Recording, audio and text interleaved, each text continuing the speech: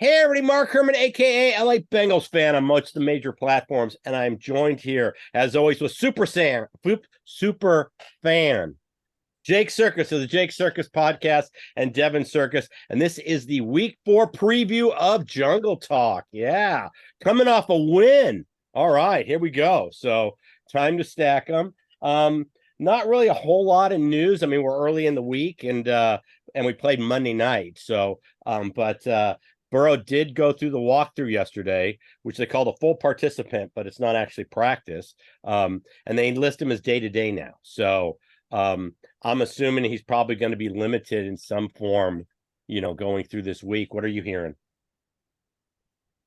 He's full. He's going.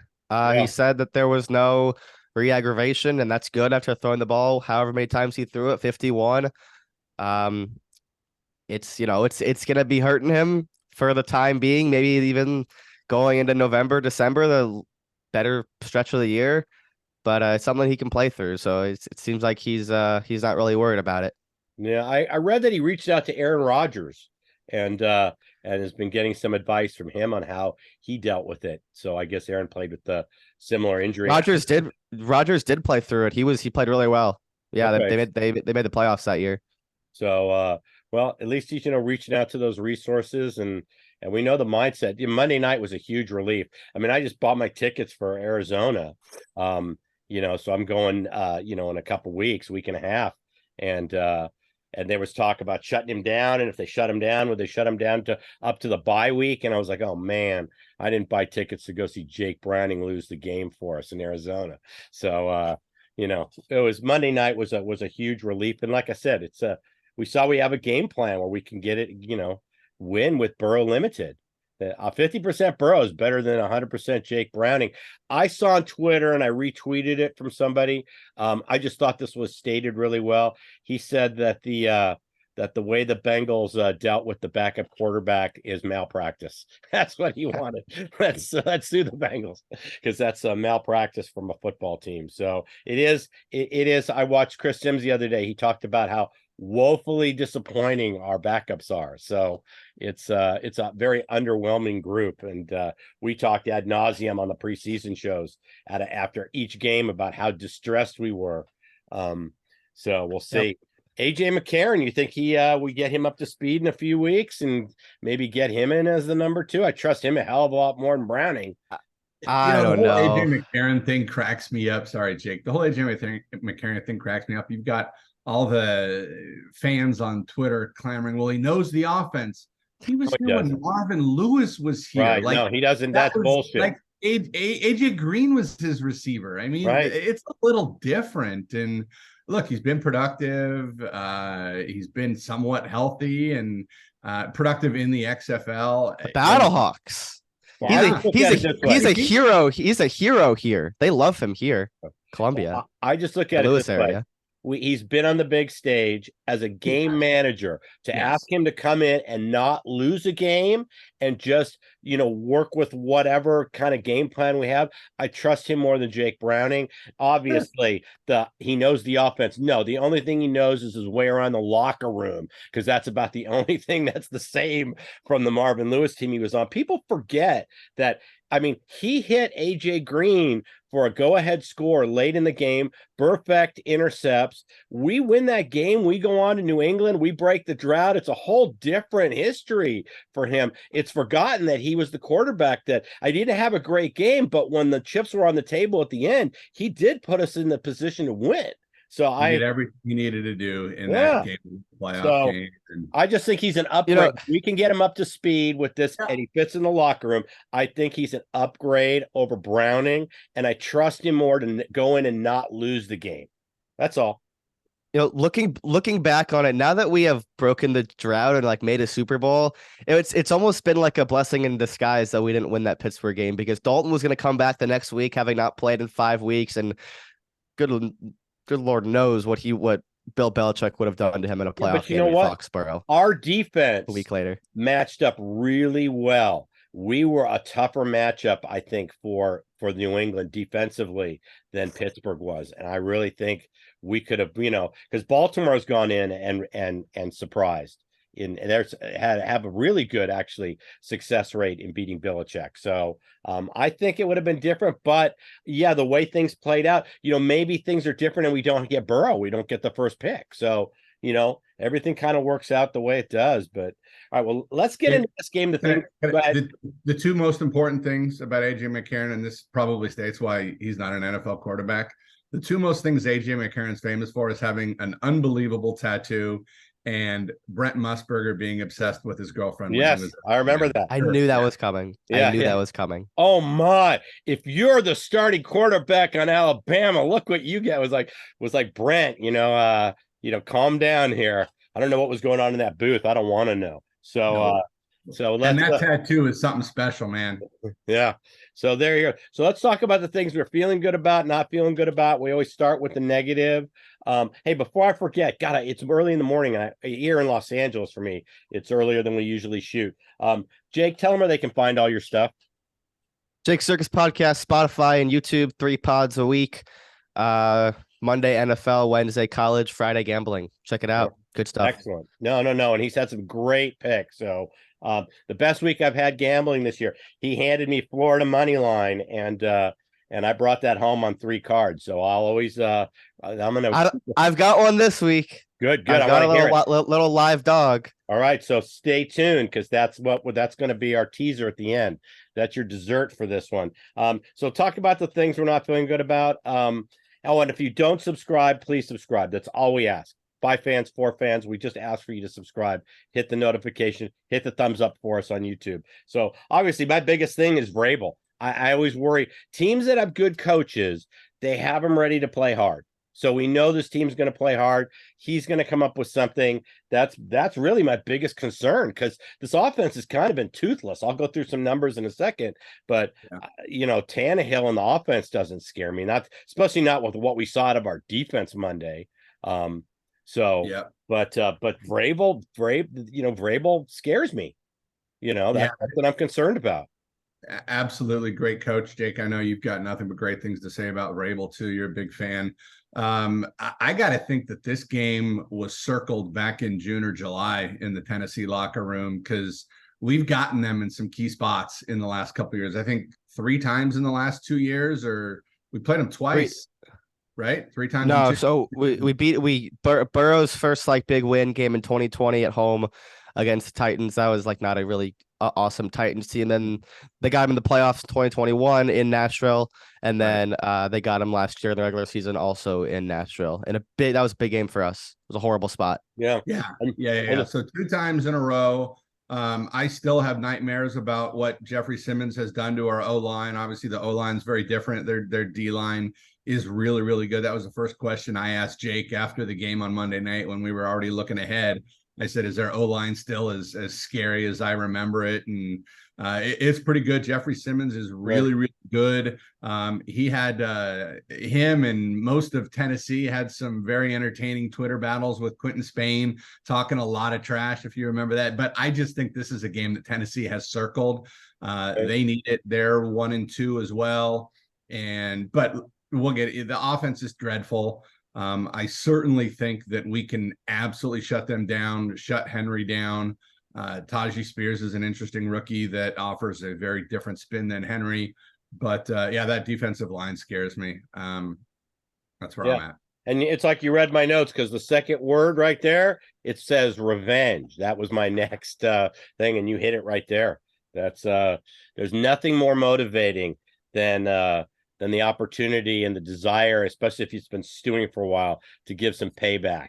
And that Tennessee's thinking that way. So just throwing out some numbers. Yes, their defense is formidable. Landry, too, is a problem. I know he's on their injury report, but it's still limited practice. So, on his hamstring. So, they've got their defense is very respectable. They were close in the game week 1. I think they lost to New Orleans. In New Orleans, that's a tough defense. Yeah, so their defense is 4 points. What's that? I was gonna say, and then they beat the Chargers, who were terrible, but they score points. Right. So we'll get into. I got some stats from offensively on Tennessee when we get to the positives because that's the positive, is what I think our defense can do to Tennessee. And that's what I have. And the last thing I have is Hopkins and Henry. They have weapons. I think we can contain Henry. Hopkins is still a threat as a receiver. They just don't have a lot around Hopkins. So I think he's the only one we really need to shut down and, make them use other guys to beat us. So, but that's all I had. Did you have anything else that bothered you, Jake? Anything else you were worried about? I mean, yeah, their interior pressure is really, really good. I've been saying all off season during the season that I think the Titans have the most underrated front in the league. I mean, because the last 2 years they were like really good at getting interior pressure to the quarterback, forcing them, kind of out of the pocket. And they ate on quarterbacks that couldn't run. I mean, that's always been Tennessee's strength, is they've always done well against quarterbacks that can't really escape the pocket because their interior pressure is so good. That's what we're going to see with Burrow. Burrow's not going to be eager to get outside the pocket. He's going to want to get the ball out quick. Not really sure exactly what type of defense Tennessee is going to bring in terms of pass defense. It hasn't been good this year. Herbert kind of was throwing all over the place. He was running around a lot, throwing the ball deep. So the Bengals offense is going to have to come to play in terms of like deep passing. I don't think them, just going down the field on these 5-6 yard hitches, just short passes is going to really be effective in a kind of what I think is going to be a fight, not really a game, but a fight, Right. like it always is against them.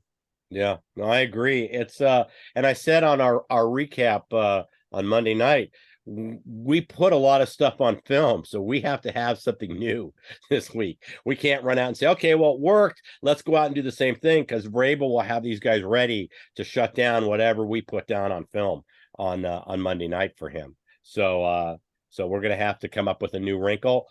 Hoping Callahan and Anarumo have been doing their work this week. So that's what we can hope for. Things we can feel good about. Is that everything on the negative? Because we can go to the positive now. Okay. Vrabel. That was my number one. I always worry. Teams with good coaches, regardless of the personnel they have, they're going to have these guys ready to play. It's just that simple, and that's always a concern. All right, the Tennessee offense. When you look at their numbers for the first 3 games, it doesn't look horrible. But if you take out the Charger game, I mean, all 3 touchdowns they've scored were against the Chargers. If you take out, he completed 80% of his passes in that game. Okay. If you take that out of the equation, he's only completed 49%, Tannehill, of his other passes. He's 29 of 59 for 300 yards in the other 2 games. This is a toothless offense. It really is. Tannehill needs the pieces around him. He's a lot like Andy Dalton in where he needs the pieces. And the Titans kind of blew up their offense when they let their key receiver go to Philadelphia, and they tried to recoup with DeAndre Hopkins, but he doesn't have a lot around him. And Henry's aging, and the O-line's aging.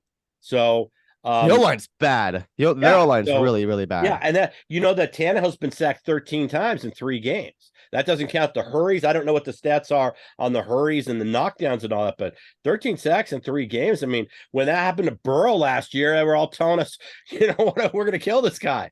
So I don't hear anybody yelling for the health of Tannehill out there, but he's he's been under siege too. So I feel pretty good about those things, going into this game, especially after seeing our defense Monday.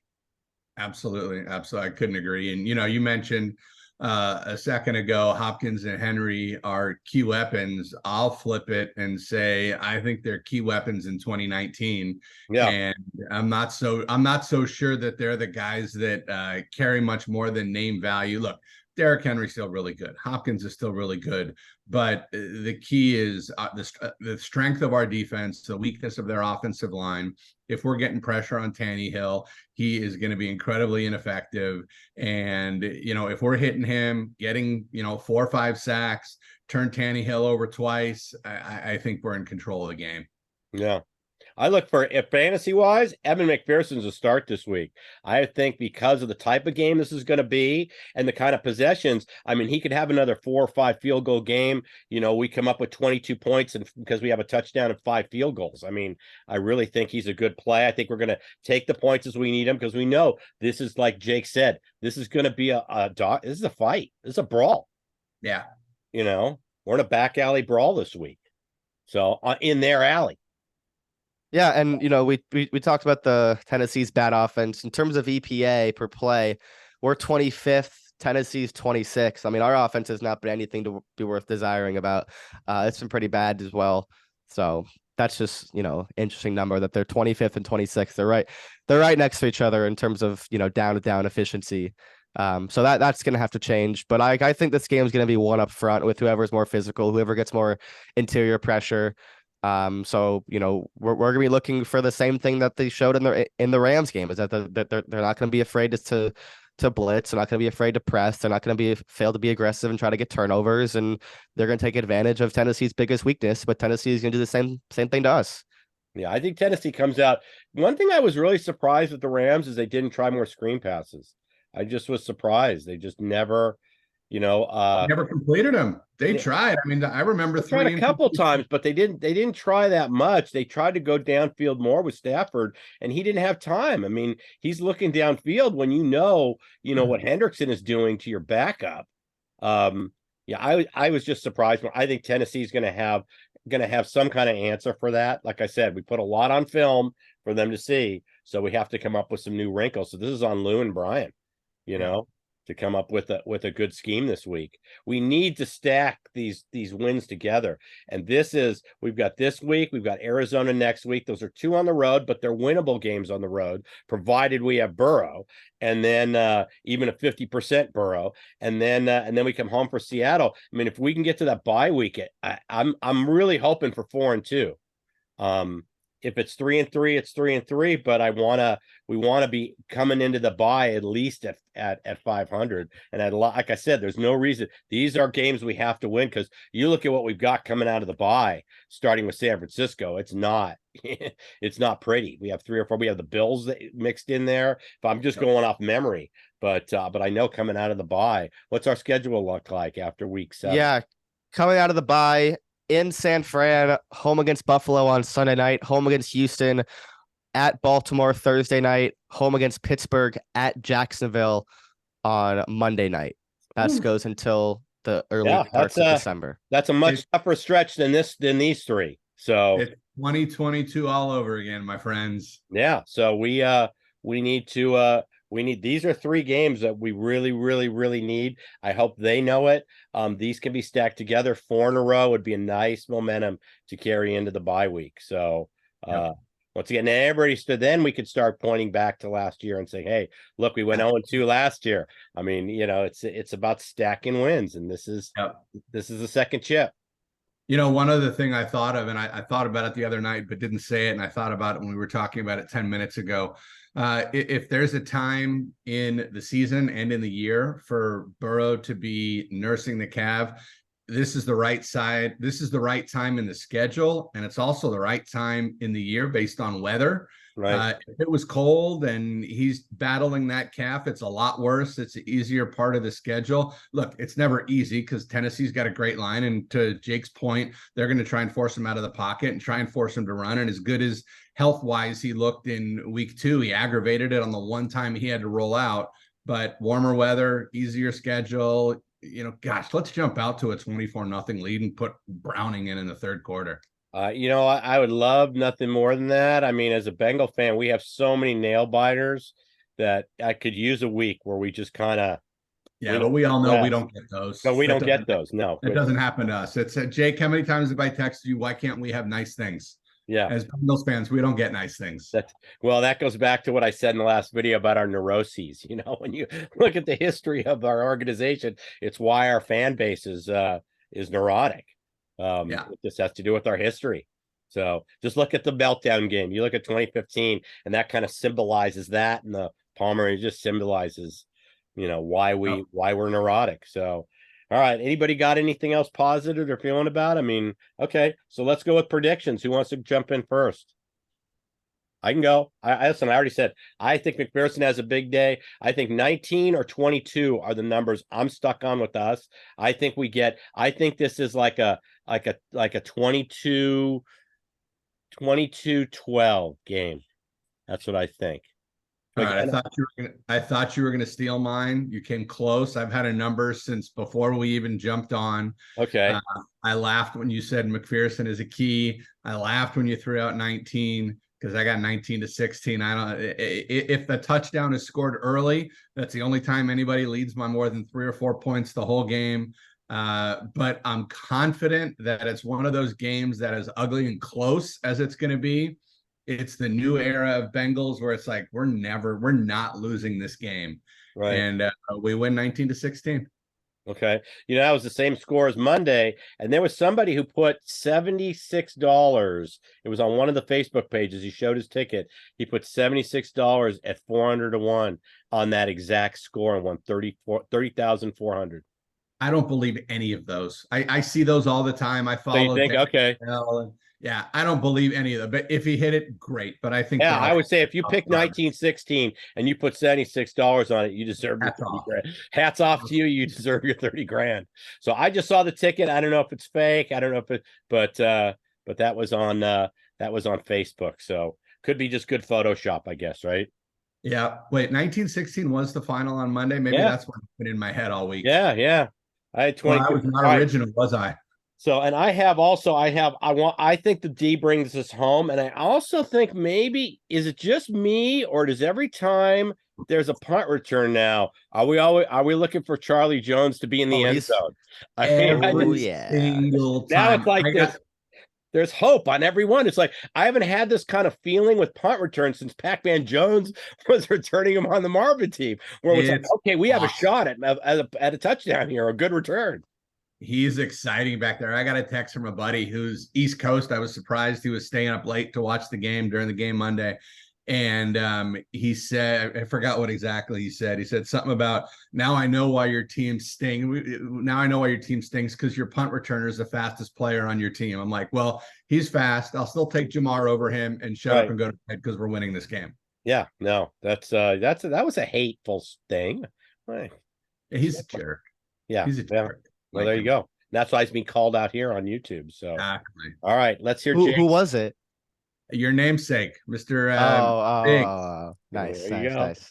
All right. What do you got? Mikey V. I've said it countless times. Never betting against him as a home dog.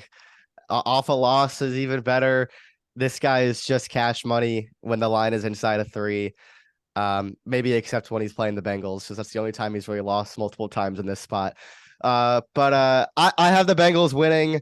I am going to put Tennessee plus 2.5 in my contest. I have 2019 Cincinnati, some late heroics, maybe a game winner for McPherson. I think Tennessee leads this game from start to maybe the beginning of the fourth quarter, stays in control, and then fourth quarter magic happens. Bengals just waltz out of there with a stolen victory, 2019. Mm-hmm. I like the outcome. I don't think I need the stress of being trailing going into the fourth quarter. I like Devin's prediction more. Maybe we, get. I think, like I said, I think our touchdown could be defensive or special teams. I think our offense. You think about Monday night, we only got in the red zone once. When we did, Mixon ran it in, but we only got in the red zone once. Other than that, look at the distance of McPherson's kicks. The shortest one he tried was 48. He missed the 56, but I think we had 48, 49, 53, 54, if I'm going off memory here. But I just, I think that's what we have a lot of. I think we move the ball in between the 20s, and I think McPherson has a big game. So I think he earns his paycheck. So that's kind of where I see it. So, all right. Can I throw one more thing out there? Sure, absolutely. This game could get a little chippy. This is the third time they've played in 3 years. You had the whole Twitter beef, Simmons and all those guys with Quentin Spain running some talk on Twitter. I almost forgot about the Karros clip of him running off the field, throwing F-bombs everywhere. And after, because nobody knew what that was about. Apparently in the kneel down in the victory formation last year, their interior line got a little aggressive when it's totally understood that when you're kneeling, you just kind of let it go. And they came hard at the line. So this game could get chippy and interesting, and just goes to what we're all in agreement that it's going to be I think it's Keith Jackson that coined the phrase a slobber knocker. Yeah, no, listen, what do we have here? 19, 20, and 22. That's what we have. We all picked us winning, but those are our total scores. So, in terms of what we're putting up. So this is a dogfight. This is going in the back alley and slugging it out, and who wants it more. So, all right. If you don't subscribe, please subscribe. It's all we ask. We do these previews. Mark, I gotta give out my pick. I know, and we're going to. I was just okay. That, and then I was going to ask you for your pick. So if you don't subscribe, please subscribe. It's all we ask. Hit the thumbs up on YouTube. It helps us out with the analytics. Check out Jake's podcast, and I want your nugget. You gave me Florida plus 168. Okay, go ahead, give me your nugget. Yeah, I started with Florida. You were looking for a pick. Tennessee has not won in the swamp in my lifetime, and maybe they never will ever again. So we hit on that. I gave you Oregon last week. That was never a sweat. They were covering that by the end of the first quarter. Yep. They allowed like 40 yards in the first 3 quarters. It was hilarious. Another sneaky dog. It's a short spread, so just take the money line outright. Ole Miss over LSU. It is in Mississippi. I think this LSU defense they're just frauds. The secondary is really bad. This is where Ole Miss can get them. They're coming off of a back and forth game, almost lost to Arkansas at home, which was pretty bad. This LSU team is not who people thought they were preseason. I think Ole Miss is pretty undervalued. They have a great passing attack. Kiffin's just as good a coach as Brian Kelly. So 2.5 points at Ole Miss. I think they win the game outright. All right, there you go. And for those people who like to be a little more risk averse and like teasers, I'm going to give you one that I just placed. I know Jake doesn't like them. I make a lot of money with teasers. So I think you have to manipulate the lines. I think the analysts are very good, especially on the pros. Right now, you can tease 2 teams. It's minus 120. So it's just like betting one game, but you can have Dallas even if you think Dallas is going to bounce back, and I do think they're going to bounce back at home this week. So you can have Dallas even, and you can have Kansas City minus 2.5 against the Jets on Sunday night. I know the Jets are coming to play, but this could be Andy Reid's 250th victory. It's in prime time. I don't see Kansas City looking past. To me, that's a great, like I said, it's 120 to win 100, 2-team teaser. I really like that. So you're going to take Pat Mahomes over Zach Wilson? Yeah. Can you believe it? Did you know that teasers used to be minus 105? And this whole new theory of it's called the Wong teaser, where it's like so basically what a Wong teaser is, this guy whose last name was Wong came up with this math algorithm that the most profitable teasers are dogs of 1.5 and 2.5 and favorites of 6 or 7. That's what a Wong teaser is. And because of that, those teasers, if you do anything other, it's not an E plus EV teaser. Because of this Wong teaser, now they increase the price to minus 120, some places minus 125, just because of the Wong teaser. In my day, they were even money. What, a 2-teamer? I'm gonna give you my, don't listen to me because I'm not professional, but I just watch sports and I know my Pac-10 football. Washington destroys my alma mater in Arizona, and Cal beats up on ASU coming off their great performance against SC. Washington parlay. There you go. You have it. So, we're going to give you a little bit of gambling nuggets. We give you a fantasy nugget. So it's all there. All right. Well, we'll be with you right after the game on Sunday morning. You guys going to be able to make it? What's your good? All right. Yeah, I should be fine. Send out the link. I think Heath will be here, so we'll have him in the other room where I've got the Bengal thing hanging. So we'll have the whole gang together, and hopefully we're at 2-2. That's the plan. So with that, I'm gonna say everybody have a safe week. We'll see you after the game on Sunday. Hoo day.